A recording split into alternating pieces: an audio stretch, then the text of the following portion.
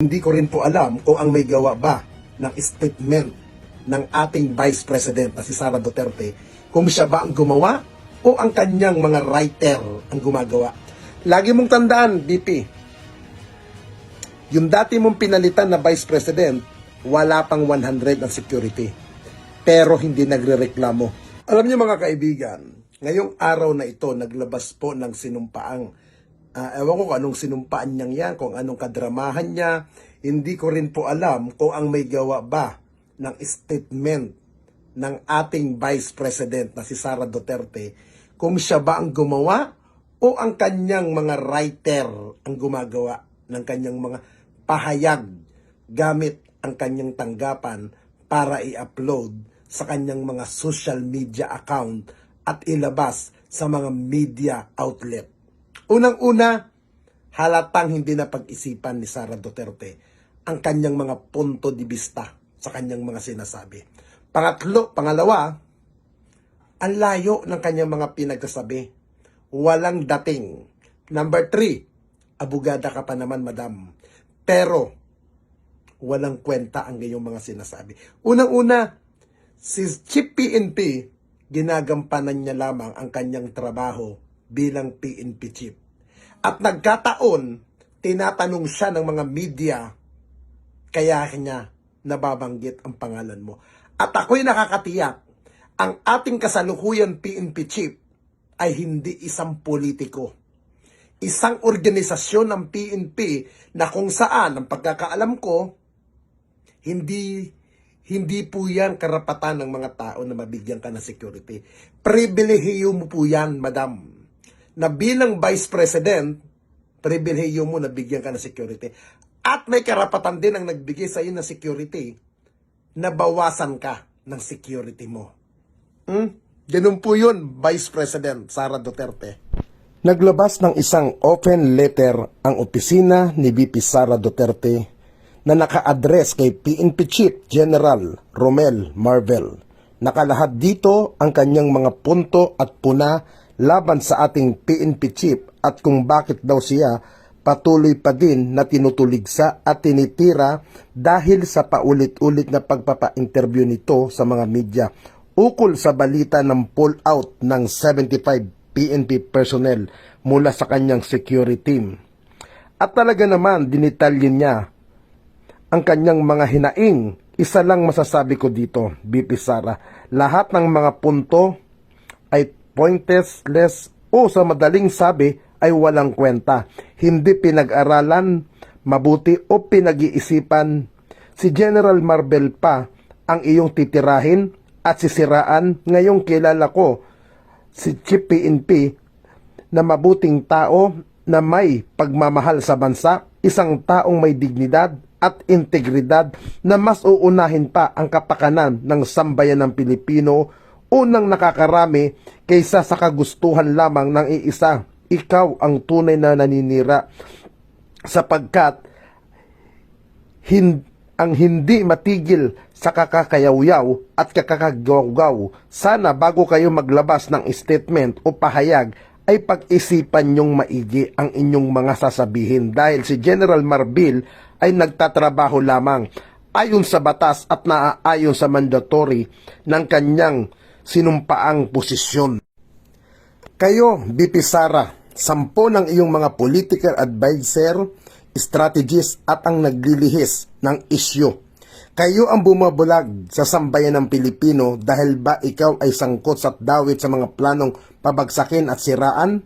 Ang administrasyon na ulat na ikaw ay pumunta sa isang rally sa Germany at nag-participate dito rally kung saan hinihiling ng mga itao ang pagbibitaw ni Pangulong Marcos. Ikaw din ay sabing umaten sa concert ni Taylor Swift kasama ang pamilya mo. Nagawa mo pa talagang magpahapi-hapi lang sa panahon ng hinahagupit ng bagyo ang Pilipinas. Yan ba ang dapat pinapakita ng Vice President ng Pilipinas?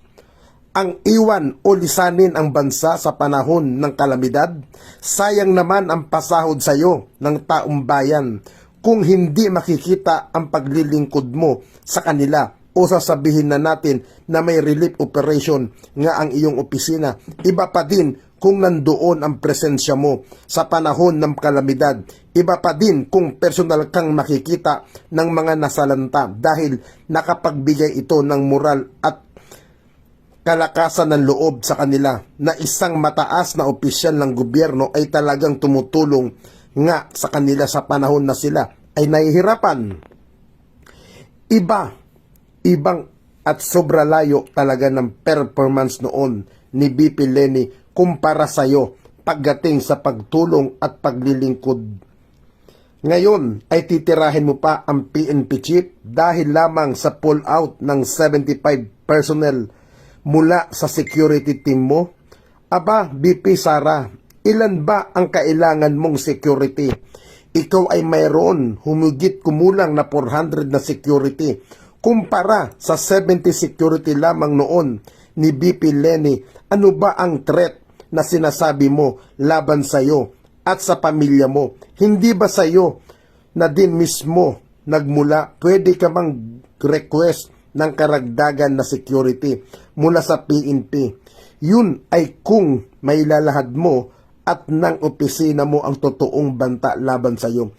Ngunit wala naman ata kaya nararapat lamang na pull out na nga ang mga PNP staff mo mula sa iyo at i-deploy na lang sa field. Tama si General Romel Marbel na ilagay na lang sa field work ang mga tauhan ng PNP para mas magkaroon ng police disability at matugunan ang mandato at batas na nagsasabing dapat ay may 1:500 ratio ng pulis kada Pilipino. Ang gusto mo ata sa iyo ay 500 ang nagbabantay.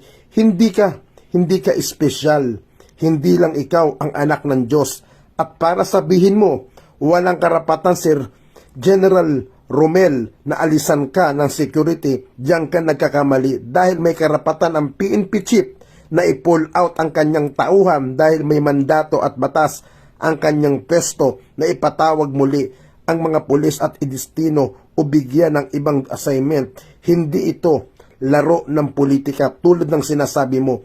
Kayo lamang ng mga supporter at political advisors mo at mga political strategy nyo ang naglalagay ng kulay politika sa hakbang na ito ni General Romel Marbel. Kayo ang madudumi ang utak dahil kahit alisan ka ng 75 police ay may natitira pa sa yung 300 plus security mula sa iba-ibang ahensya. Uulitin ko, BP Sara, hindi ka espesyal. Alam mo, Vice Sara, hindi lang ikaw ang nangangailangan ng proteksyon ng PNP. Hindi lang po ikaw ang nangangailangan ng seguridad, ng security para sa seguridad mo. Maraming nag-a-attempt na gustong magkaroon ng security sa hanay ng PNP sa militar. Pero, hirap makakuha. Dahil nga ikaw ay isang vice president, kaya ka nagkakaroon ng pribilehiyo niyan. Lagi mong tandaan, BP, yung dati mong pinalitan na vice president, wala pang 100 ang security. Pero hindi nagrereklamo sa panahon ng ama mo na naging pangulo. Napakaswerte mo dahil 75 lang ang tinanggal sa'yo, meron pang natitira na mahigit 300 na security. Ngayon, anong palusot ang ginagawa mo? Dahil ba nasasangkot ka sa issue ng pag-alis mo nung panahon ng kalamidad na kung saan mas nangangailangan ng ating mga kababayan ng pagkalinga, pagsuporta at personal na pagtungo mo? Ngayon, para mapagtakpan mo yon at para malihis ba ang isyong ganun kinasangkutan mo, aatake ka sa liderato ng PNP chief? Napakababaw mo pag ganun ang style mo.